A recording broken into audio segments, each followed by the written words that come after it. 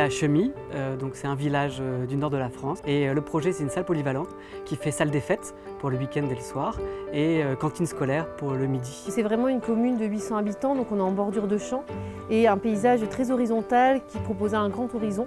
Et donc on a décidé de se positionner en fond de parcelle. Donc ça dégage cette grande place et ça offre une vue imprenable sur les champs.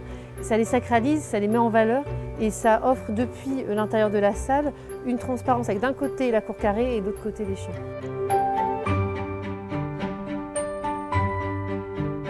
On a voulu travailler avec l'archétype de la longère, donc des constructions du nord de la France, donc la tuile, la brique et la charpente bois, mais qu'on a mise en œuvre de manière contemporaine, en allongeant cette longère et en offrant ces deux pans vitrés qui font face aux deux horizons, celui du bourg et celui de plein champ, et en mettant en œuvre les matériaux de façon un peu plus contemporaine, cette toiture qui casse pour offrir ce vent au sud. Quand on arrive à l'intérieur de la salle, on est sur la morphologie en fait, du pignon qui s'exprime à l'intérieur, et la caractéristique c'est qu'on est sans entrée. C'est-à-dire qu'on est venu raconter une charpente où l'entrée, donc qui est cette pièce qui fonctionne normalement en traction, disparaît, ce qui offre un énorme volume de bois et un paysage intérieur assez atypique.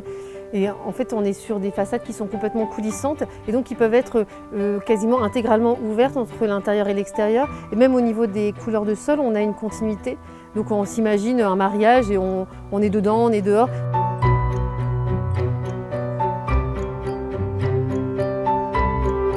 On a travaillé en filière bois local, donc c'est une petite aventure qu'on a eue avec la maîtrise d'ouvrage, parce qu'initialement c'était pas tellement un projet en bois, on avait une grosse partie qui était en maçonnerie traditionnelle, avec bien sûr la charpente bois qui était existante, et un jour la maîtrise d'ouvrage nous a dit qu'elle voulait pas faire un bâtiment qui serait déjà dépassé au moment où il serait construit, et qu'elle voulait s'impliquer beaucoup plus sur l'écologie.